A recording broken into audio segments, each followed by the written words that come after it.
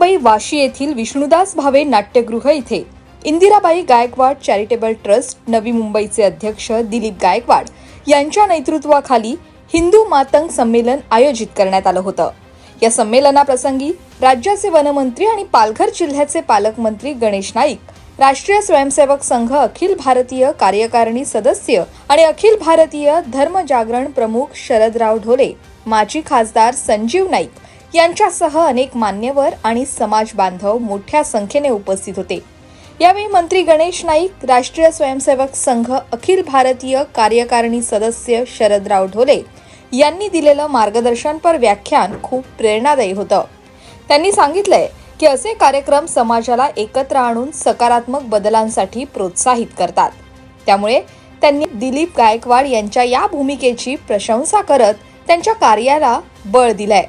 दिलीप गायकवाड यांच्या माध्यमातून त्यांच्या आईच्या नावाने त्यांनी जो ट्रस्ट निर्माण केले, 13 वर्षापूर्वी त्या ट्रस्ट इंदिराबाई गायकवाड चॅरिटेबल ट्रस्टच्या कार्यक्रमाला मी गेलो होतो।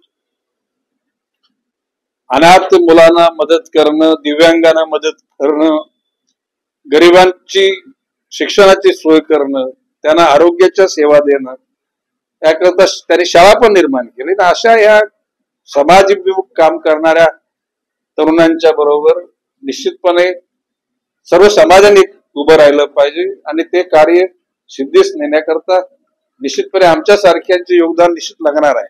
मी दिलीप गायकवाडना आश्वस्त केलेलं आहे की तुझे कार्य तू असे पुढे चालू ठेव। या राज्य सरकारच्या माध्यमातून जे विविध धर्माच्या आणि विविध समाजाकरता जे निधी दिला जाईल, त्या निधीमध्ये समानता, ज्या जातीची जी संख्या आहे त्या संख्येच्या अनुषंगानं त्याचं वितरण व्हावं, अशा प्रकारचा आग्रह मी धरलेला आहे आणि तो पूर्ण करेन असा माझा विश्वास आहे। या प्रसंगी संमेलनाचे आयोजक दिलीप गायकवाड यांनी आपल्या भाषणात सांगितलंय की हिंदू मातंग संमेलनाचं आयोजन करण्यामागील त्यांची एकच भूमिका आहे, ती म्हणजे विखुरला जात असलेला समाज एकजूट करणे आणि समाजाची ताकद अबाधित ठेवणे। पुढे त्यांनी भविष्यातही असे कार्यक्रम आयोजित करून समाजाला अधिक बळकट करण्याचा निर्धार व्यक्त केलाय।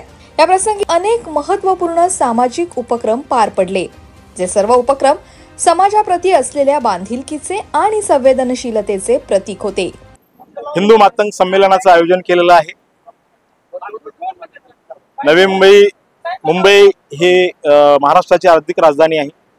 या ठिकाणी बऱ्यापैकी आमचा मातंग समाज वास्तव्यास आहे, परंतु गेली काही दिवसापासून, वर्षापासून आमचा हिंदू समाज थोडंसं डायव्हर्ट होण्याचा म्हणजे प्रयत्न करत आहे।